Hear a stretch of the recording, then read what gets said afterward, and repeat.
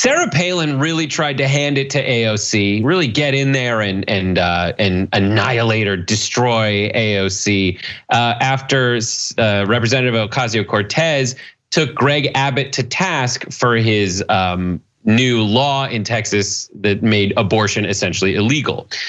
So we're going to tell you what AOC said first. Then we're going to show you Sarah Palin's incoherent response that she thinks is awesome. And then we're going to follow it up by the very awesome, but you be the judge response that AOC gave back that I think just kind of won the debate. So here we go. Here's what AOC said. Originally, she said, I don't know if Abbott, the governor of Texas, is familiar with a menstruating person's body. In fact, I do know that he's not familiar with a female or menstruating person's body, because if he did, he would know that you don't have 6 weeks. 6 weeks pregnant sometimes means 2 weeks late for your period. And that is the amount of time in the new law cited as the heartbeat bill, but it's 6 weeks after your last menstruation, which could mean 2 weeks late for your period. So there's that. Sarah Palin, who, if you do Google it, is still alive, is kind of lurking around the Fox studios, and she reemerged to say who the true feminist is. So take a listen to that. Wow, AOC, she's really milking this, isn't it? She is such a fake feminist that she would bring up an issue like this and try to use it to make some kind of political point. That's not equality, right? Oh man, don't even get me started on this. This just makes my stomach sick what she has done. She should be embarrassed to even have tried to bring up an issue like that and make her political point. She's so off base politically, but off base even in this analogy or whatever it is that she's throwing out there. She's milking the whole female thing. And as a real feminist, I'm embarrassed for her. So we'll show you AOC's response in a second, but first, thoughts? Yeah, what was that? None of that made any sense. I wrote down what she was saying and see if there was a logical nexus between any of the 2 points that she made back to back. And so, she's the fake feminist and she's really milking this thing for political points. Well, first of all, it's a political issue. Greg Abbott passed a law. That's by definition political. We don't like that law. So, I mean, I could turn that around and go, Greg Abbott's really milking this for political points. And so, wait, and so she's a bad person because she's talking about women's rights, but you're the real feminist, and so you don't think that women should have that right, and that's what makes AOC a fake feminist. And so what's amazing though, is that conservatives look at that gobbledygook and go, nailed it. And look, at this point, honestly, it's like humiliating to be a Republican. Like if your leaders are George W. Bush, like don't forget how unbelievably stupid Bush was, right? And Sarah Palin and now Trump, and it just keeps getting worse and worse and worse.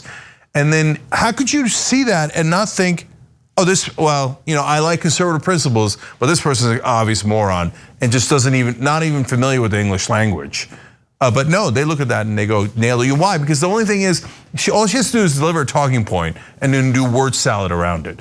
And the talking point is, AOC, embarrassing. She's embarrassing. I own the libs. Oh, yeah, she owns the libs. Oh, it doesn't have to make sense. Okay, and by the way, I'm gonna tell you guys, there's a lot of teases here. When I left the Republican Party and why, it's related to this, but Caroline first. Well, yeah, I totally agree that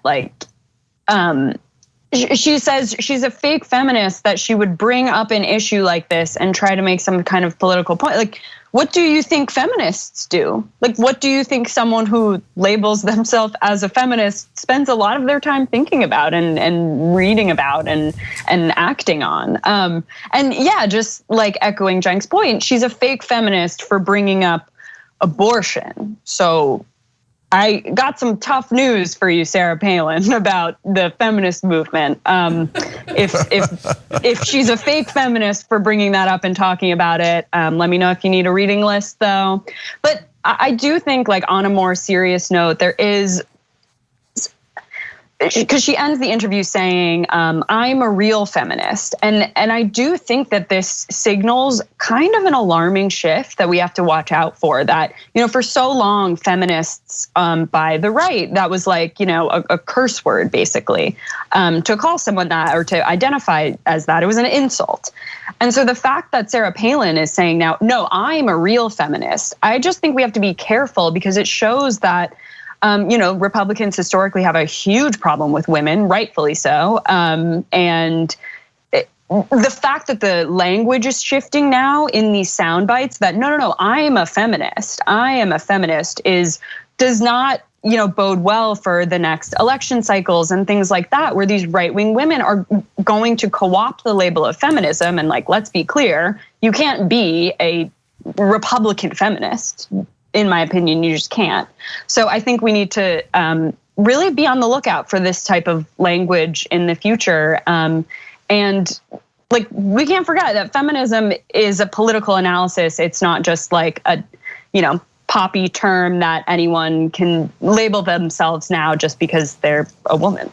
Yeah, and there's a ton of terms that they've done that to already. That's Trump's move. Trump's move is like, you're fake news. He redefined fake news. Fake news was misleading headlines, and now it just means mainstream media.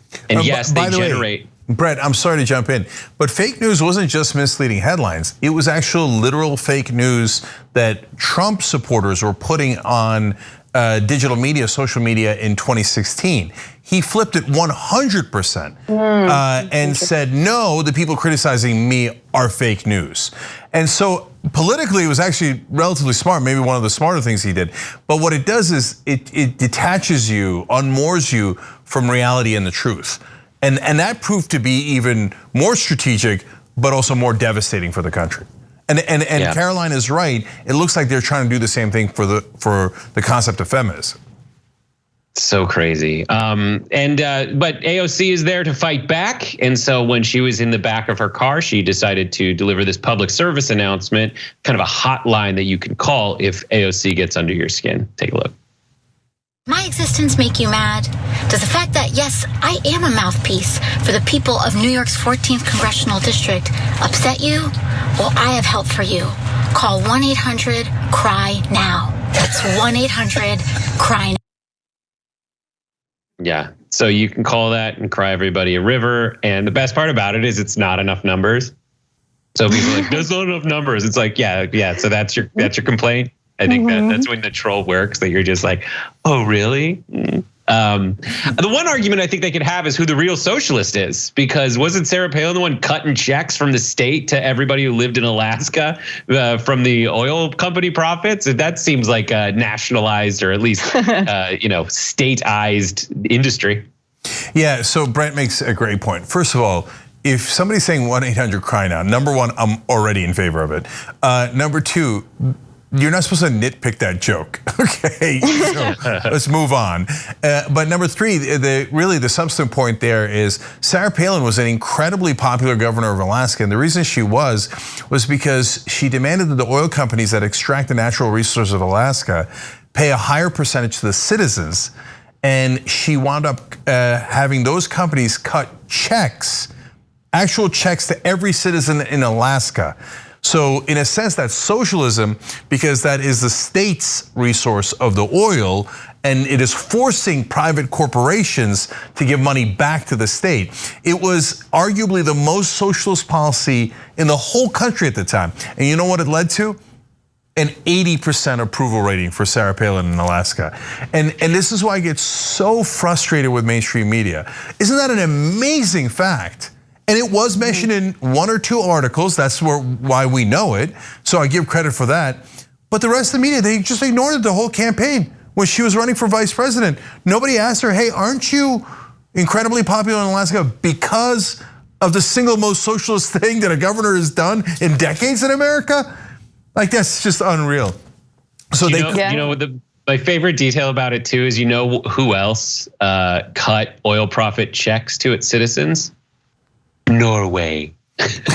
Norway. Yeah, that's phenomenal. I didn't know that about Sarah Palin. So yeah, I think that just speaks to your point that these incredibly like important contradictory things about these figures just, is left behind in these election cycles. The only thing I really have to say about the AOC response is, usually I would probably just say, and I'm sure so many people have told AOC this in her career, don't engage with the trolls. I mean, as we've mentioned, like Sarah Palin is quite literally incoherent in that article, in that interview rather, but I think just the video of AOC in a car after a long day, you can tell there's like she has some friends with her, just letting off steam, being funny. I think that's great for her. I think she's got a really, really tough job. And, if I'd usually say don't engage with the trolls, I think you can just see the pure like humor in it. And she's not taking herself seriously, obviously. Yeah, that's why people like trying to, jab at her for the joke. It's like, no, the joke's on you. She's having fun in the back of a car after a long day. So good for her. Yeah, so I'll say the last couple of things here. First, I got to go back to Sarah Palin saying, she's a fake feminist. She's milking this whole female thing.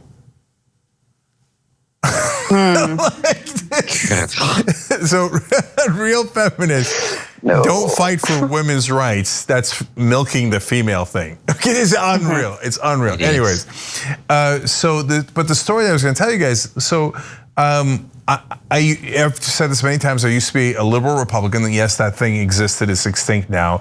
It was from the Northeast, and we were socially liberal and economically conservative. And then, of course, economically conservative turned out to be a whole heap of lies, and I also changed a lot of my views on that as well, of course. But back then, in 2000, I'm still Republican enough that I'm registered in Florida. I voted for McCain over Bush in the primaries, and then Bush v. Gore. And I looked at the whole campaign. I'm in news at the time as well, and I'm like, this guy just doesn't seem very bright. And I was just confounded why the media wouldn't point it out. And then they had the debates. And after the first debate, I'm like, no, I'm out. No, this guy is clearly like below average intelligence. We can't have the leader of the country and the most powerful man on earth be a dullard, a guy who's just obviously not capable of doing the job. And no one in media would say it. They were like, oh, Al Gore's side. I'm like, look, I voted against Democrats my whole life, but who cares that he's side? That guy's 20 times smarter than the other guy, at least, right? And so I was already out after the first debate, but then you watch the second, third debate, I'm like, why won't anybody say it? This guy's an idiot. And so I was unbiased because I in the beginning I kind of wanted to root for him, and then I was like, you can't root for him. And then they got dumber and dumber as things went along. So that, again, guys, that's why I get so frustrated with mainstream media, because these things are obvious. They're not just obvious to you if you're a progressive. They're not just obvious to you if you're a Democrat. They're obvious to any rational thinking person, and yet our media goes like, I don't see it. I don't know, Bush and Palin and Trump, they could be just smart. Oh, and they're all constantly talking about Trump's strategy. Trump's strategy to do this or that. There's no strategy with Trump. There's a camera, tackle the camera, me. That's the strategy, that's it. A guy who says you should put bleach into your body to cure coronavirus is not an intelligent person. He's not even anywhere, he's not on the planet in terms of intelligence. And so that's why I want to shake people out of their complacency. And that's why I say at this point, if you're in the Republican Party, it's kind of humiliating.